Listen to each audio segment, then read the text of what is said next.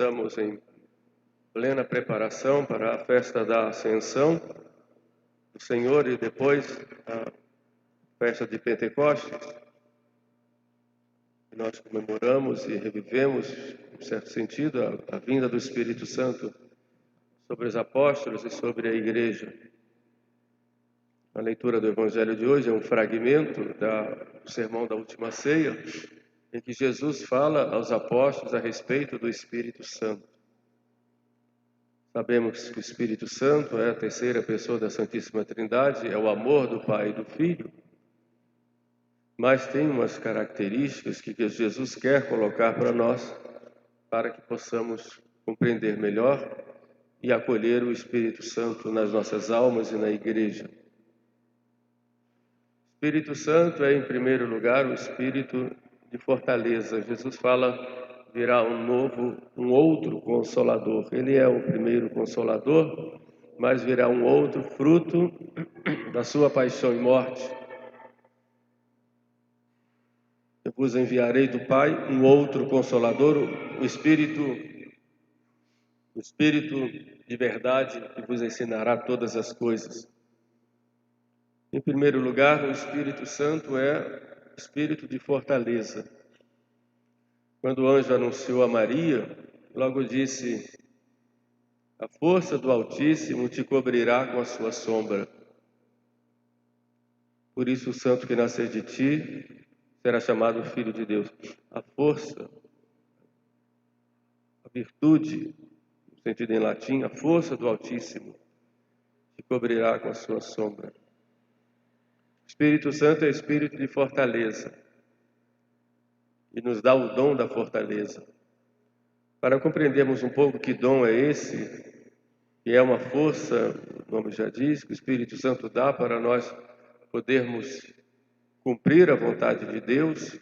O dom do conselho nos dá o discernimento, mas nós precisamos da força para viver aquilo que nós discernimos, escolhemos e vamos em frente, para sermos santos e para vivermos de acordo com a vontade de Deus no mundo e na igreja. Mas nós precisamos de um dom especial para termos a força, a resistência para fazermos a vontade de Deus. Por isso, para entendermos bem o que é o dom da fortaleza, nós temos que entender o que é a virtude da fortaleza. A virtude é um hábito bom, como diz Santo Tomás, um hábito bom que nos leva ao nosso fim último. Como o vício é um hábito mau, a virtude é um hábito bom.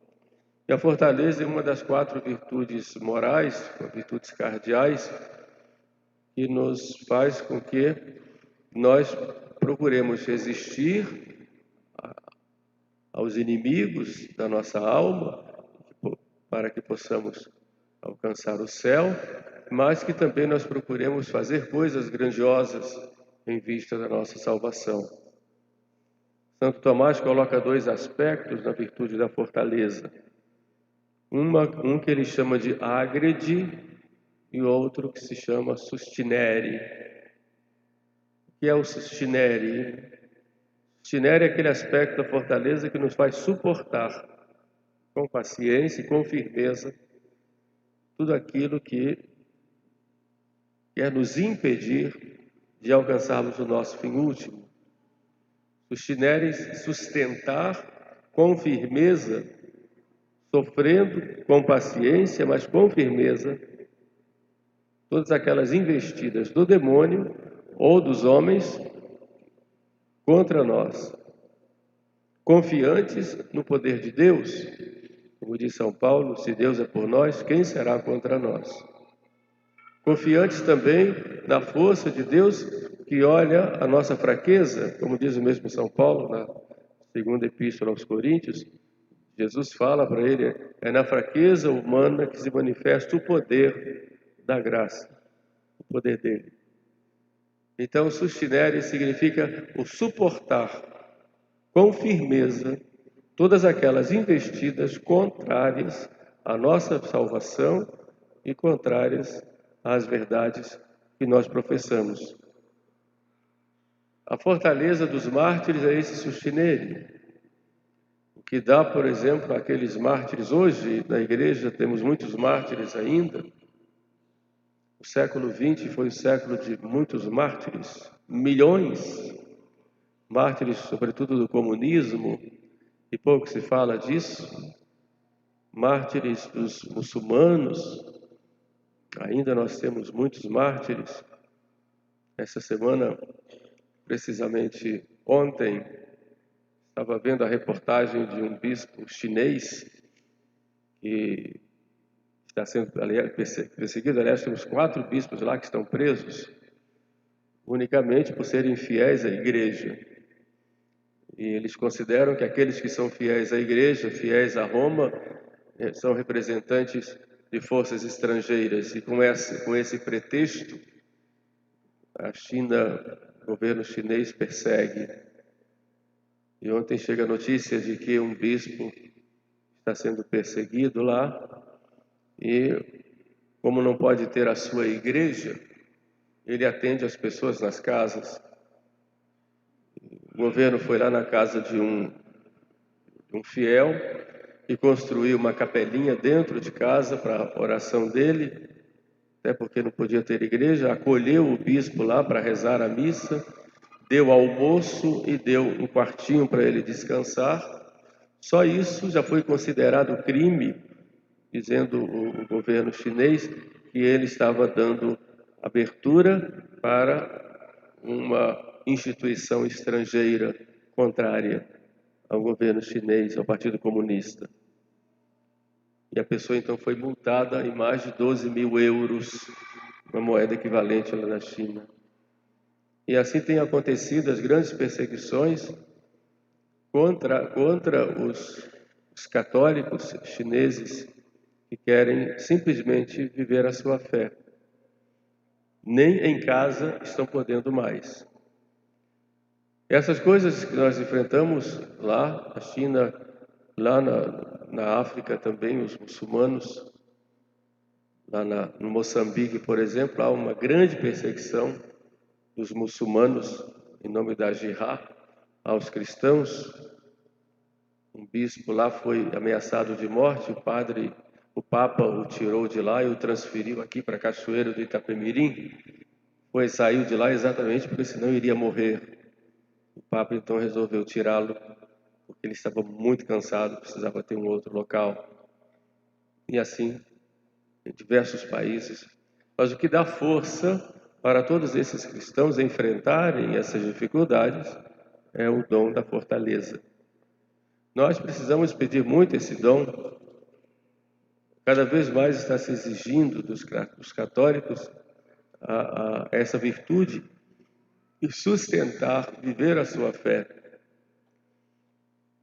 Mas digo não apenas viver a sua fé do ponto de vista exterior.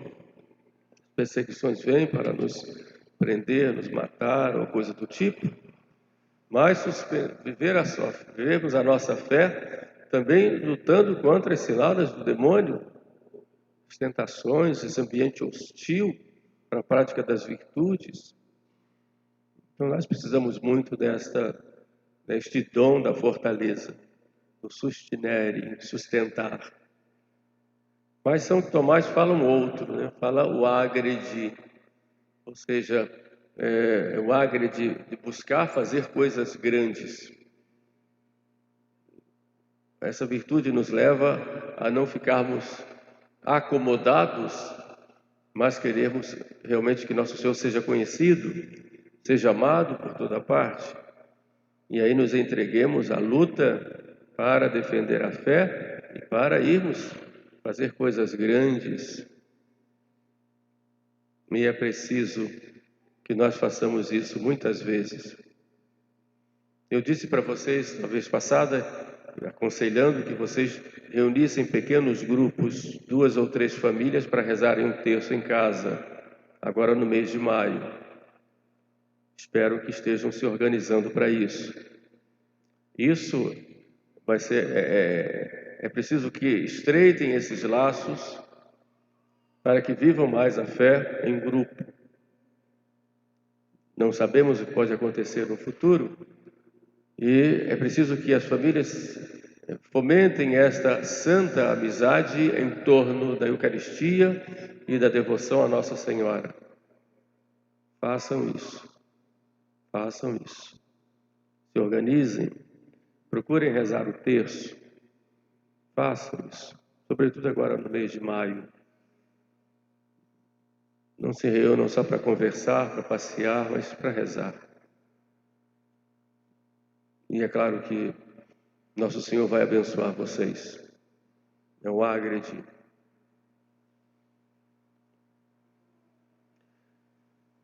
Quando nós somos fiéis a Deus e proclamamos isso, somos chamados de fundamentalistas. Exatamente porque queremos viver a verdade. Então precisamos estar dispostos a sofrer por causa da fé. Por isso, quando nós fomos crismados, o bispo nos deu um tapa no rosto. E esse tapa porque nós somos soldados de Cristo, sem medo, sem nenhum receio ou vergonha de professarmos a nossa fé no mundo.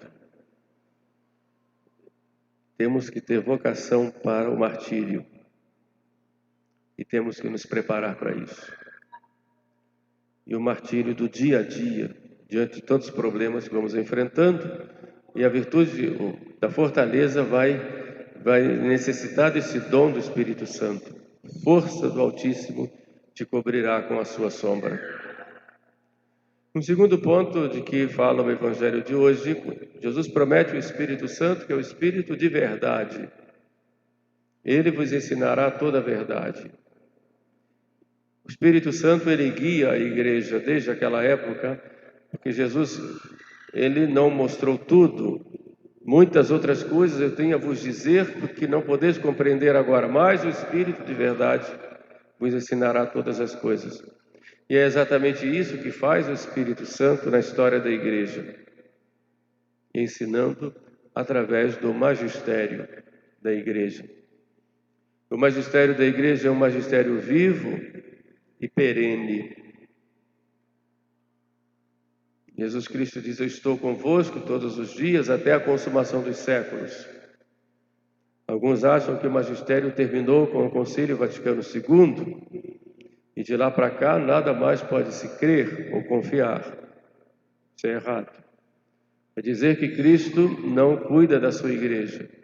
O magistério, ele é vivo, não é um magistério morto. Outros dizem o contrário, que toda a igreja anterior se acabou e que o magistério começou depois do Concílio Vaticano II. É outro erro. Como se a igreja não tivesse existido e agora fosse outra coisa. Não. O magistério, ele é perene. E Cristo está conosco todos os dias até a consumação dos séculos. Nós temos que ter um cuidado muito grande de distinguir o que é magistério e o que não é. Não podemos dizer que um sermão do Papa lá na Capela Santa Marta, que ele faz diariamente, tem a mesma força magisterial que uma encíclica, ou que uma exortação apostólica, ou que um motu próprio. Claro que não. O documento, ele tem que ser visto, recebido, de acordo com a autoridade que o Papa coloca. Não é uma entrevista no avião que é magistério. Evidente que não, ali é uma posição pessoal que muitas vezes está unida ao magistério, mas não necessariamente. Então é preciso ter muito cuidado com atitudes e com palavras, exatamente para ver a força que tem o magistério. Se tem força de magistério ou não. E quando tem força de magistério, porque o Espírito Santo está ali comprometendo esse ensinamento. Ele vos ensinará toda a verdade. Então nós temos que fazer essa distinção, senão nós nos perdemos. Ou ficamos como crianças a favor de tudo, ou como adolescentes revoltados contra tudo. Temos que ter esse cuidado. E é claro que tudo tem. O magistério, ele é dinâmico, mas ele é homogêneo, Então, eles têm que estar em consonância com tudo aquilo que foi definido anteriormente. Essa é a garantia. Em consonância com a tradição, essa é a garantia. O Espírito Santo é o mesmo, ontem, hoje e sempre. Então, na hora de estudar, temos que ver essa consonância. Não para julgar o magistério, porque nós somos súditos. O Catecismo de São Pio X deixa bem claro: igreja docente e igreja discente. Nós somos a igreja discente, aquela parte que aprende. Igreja docente é o Papa sozinho, e o Papa com o colégio dos bispos, e os bispos em comunhão com o Papa, e nunca sozinho sem ele. A igreja docente, que ensina. Nós somos igreja discente, que aprende. Está lá no Catecismo Maior de São Pio X. E como discente, vamos ouvir aquilo que o Espírito Santo fala à igreja. Mas o Espírito Santo nos dá essa garantia de verdade. Estou convosco todos os dias. Ele é, pois, a alma da igreja e que torna a igreja como a presença visível de Cristo no mundo. Por isso ele não deixa que a igreja erre, nem nos seus ensinamentos, nem na sua própria existência como igreja. A igreja é santa. Então, nessa preparação para a ascensão do Senhor e para a festa de Pentecostes, vamos nos alentar, vamos confiar e pedir ao Espírito Santo que nos dê esse dom da fortaleza, sobretudo nesses tempos agora, e nos dê também a luz, as luzes, o Pai das luzes, que falou Santiago na Epístola de hoje, para que possamos ter o discernimento claro do que devemos fazer, do que devemos evitar, para, unidos a Deus, alcançarmos o céu. Esse mês de maio, mês de Nossa Senhora, procuremos uma devoção maior a Maria Santíssima, pedindo a ela que nos dê a graça da fidelidade à vontade de Deus. Amém.